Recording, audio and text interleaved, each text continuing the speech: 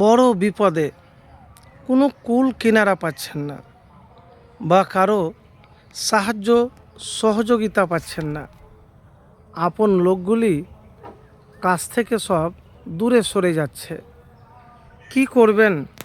এত বড় বিপদে আছেন। আমি এমন একটি দুয়ার কথা বলবো, শেষ ভরসা হিসাবে যদি নিয়ত করে পড়েন, তাহলে আপনার বিপদ যত বড় কঠিন হোক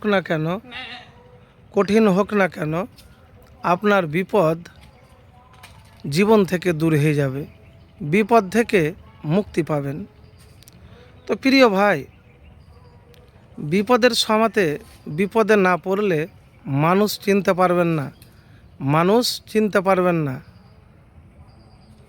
তাই কখনো কখনো বিপদে পড়াও দরকার, প্রয়োজন। কেন জানেন? কে আপন কে পর বিপদে পড়লেই বুঝতে পারবেন। তো বিপদটা কখনো কখনো বিপদ হয় না, এটা রহমতেরও হয়, নাজাতের পথও হয়, যদি এইভাবে আমল করতে পারেন। কিভাবে আমল করবেন আপনি? আমি যে আমলের কথা বলবো, আমার কোনো বানাওয়াটি কথা বলবো না। আল্লাহ সুবহানাহু ওয়া তাআলা যাকে ভালোবাসেন তাকে বিপদের মধ্যেই ফেলেন। আরেকটি হলো সূরা রুম, আল্লাহ সুবহানাহু ওয়া তাআলা বলেছেন যে দুনিয়াতে মানুষ তার কৃতকর্মের ফল ভোগ করতে হবে, সূরা রুমের মধ্যে। তো আপনি যদি দুনিয়ার জীবনে কোনো পাপের কাজ করে থাকেন, জুলুম করে থাকেন, আপনার কাজ যেটা অবৈধ, সেই পাপের ফলও আপনি পাবেন, দুনিয়াতেই পাবেন। তো যাই হোক, বিপদে আছেন, বড় বিপদে, মাথা ঠান্ডা রাখবেন, ধৈর্য ধারণ করবেন, আল্লাহর উপর ভরসা রেখে উঠে দাঁড়ান। পরিস্থিতি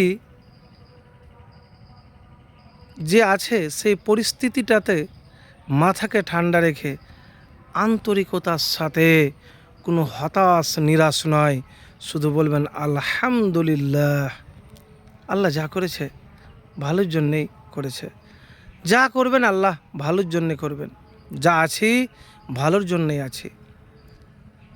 আল্লাহর উপর সন্তুষ্ট হতে হবে। এই ছোট্ট সহজ আমল আপনি যদি করতে পারেন, আলহামদুলিল্লাহ, আল্লাহর হাজার হাজার শুকরিয়া। প্রিয় ভাই, মুখে তো বলে দিলাম খুব সহজ, কিন্তু বাস্তবে এটি খুবই কঠিন কাজ। বিপদে মাথা ঠান্ডা রাখা, বিপদে খারাপ পরিস্থিতি মোকাবিলা করা এক সহজ কাজ নয়। এই সহজ কাজটাকে যদি, কঠিন কাজটাকে সহজ করে নেন, তাহলে ইনশাআল্লাহ বিপদ অর্ধেক আপনার জীবন থেকে দূর হয়ে যাবে। এবারে দুয়ার কথা বলবো, যে দোয়া ইবনে আব্বাস রাদিয়াল্লাহু তাআলা আনহু বলেন যে নবীজি সাল্লাল্লাহু আলাইহি ওয়াসাল্লাম বিপদ বা কষ্টের সময়তে এই কথাগুলি বলতেন। বুখারী শরীফ 6346, লা ইলাহা ইল্লাল্লাহুল আজিমুল হালিম, লা ইলাহা ইল্লাল্লাহু রব্বুল আরশিল আজিম, লা ইলাহা ইল্লাল্লাহু রব্বুস সামাওয়াতি ও রব্বুল আরজি ও রব্বুল আরশিল করিম, লা ইলাহা ইল্লাল্লাহুল আজিমুল হালিম, লা ইলাহা ইল্লাল্লাহু রব্বুল আরশিল আজিম, লা ইলাহা ইল্লাল্লাহু রব্বুস সামাওয়াতি ও রব্বুল আরজি ও রব্বুল আরশিল করিম। এই দোয়াটি বিপদের সময়তে, বড় বিপদের সময়তে বেশি বেশি করে আপনি পাঠ করবেন।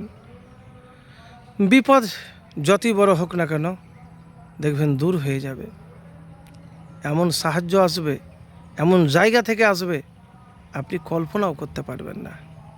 একবার করে দেখুন, ইনশাআল্লাহ ফলাফল হবে, যদি আপনার দোয়া কবুল হয়, প্রচেষ্টা রাখেন।